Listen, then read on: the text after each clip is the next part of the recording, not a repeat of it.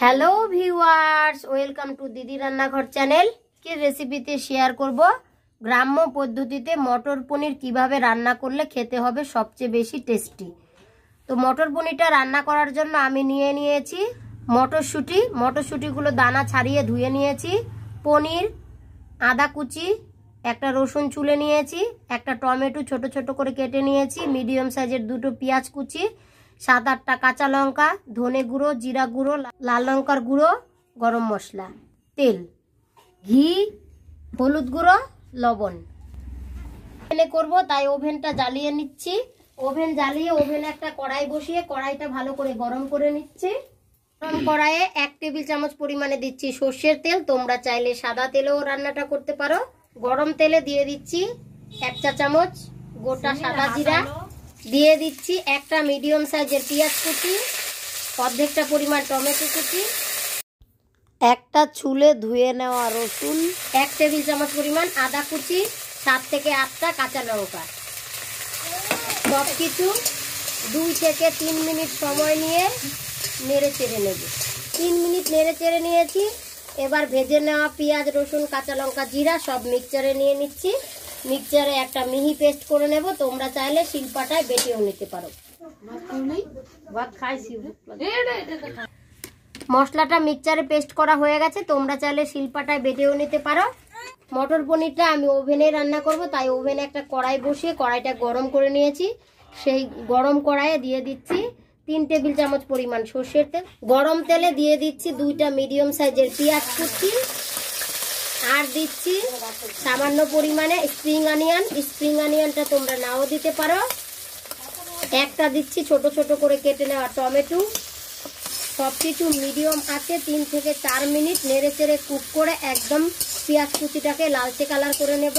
3 minute medium আছে cook করে নেড়ে চেড়ে একদম লালচে কালার করে নিয়েছি পেঁয়াজ কুচিটাকে। এবারে দিয়ে পেস্ট করে নেওয়া মশলাটা, মিক্সচারটা ধুয়ে সামান্য পরিমাণে জল দিয়ে দিচ্ছি।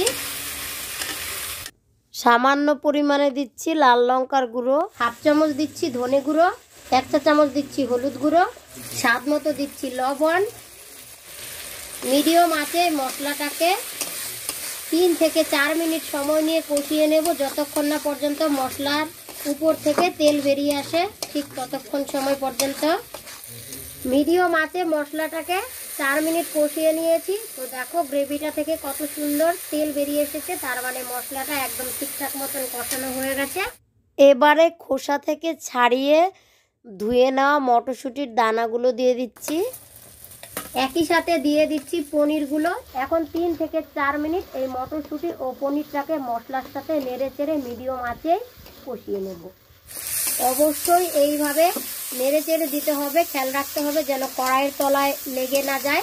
তোমরা চাইলে মটরশুঁটি ও পনিরটাকে আলাদা আলাদা করে 2 থেকে 3 মিনিট কষিয়েও নিতে পারো, কিন্তু এইভাবে রান্না করলে পনিরগুলো খেতে একদম বেশি সফট হয় ও মটর পনিরটা খেতে বেশি ভালো লাগে। এক একজন এক এক রকম পদ্ধতিতে রান্না করে, তো আমি যেই পদ্ধতিতে রান্না করে খাই সেটাই শেয়ার করছি। আমার কাছে এইভাবে খেতে বেশি ভালো লাগে। তো 4 মিনিট সময় মশলার সাথে পনির ও মটরটাকে কষিয়ে নিয়েছি।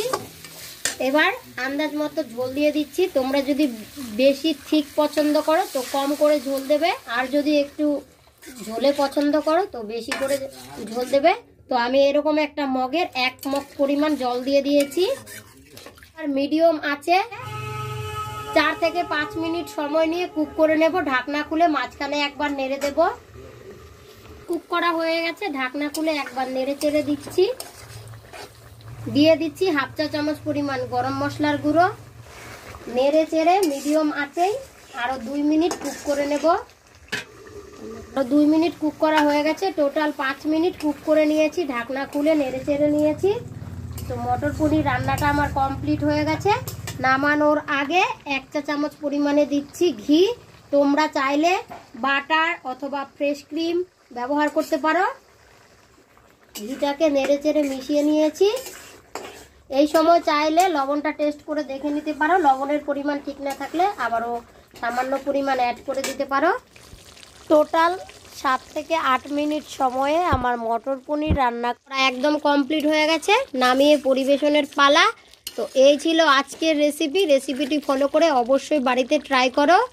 খেতে কেমন হয় কমেন্টের মাধ্যমে জানিও। ভালো লাগলে একটা লাইক, শেয়ার ও চ্যানেলটি সাবস্ক্রাইব করে পাশে থাকা বেল আইকনে ক্লিক করে দিও পরবর্তীতে নতুন নতুন রেসিপির আপডেট সবার প্রথমে পেতে।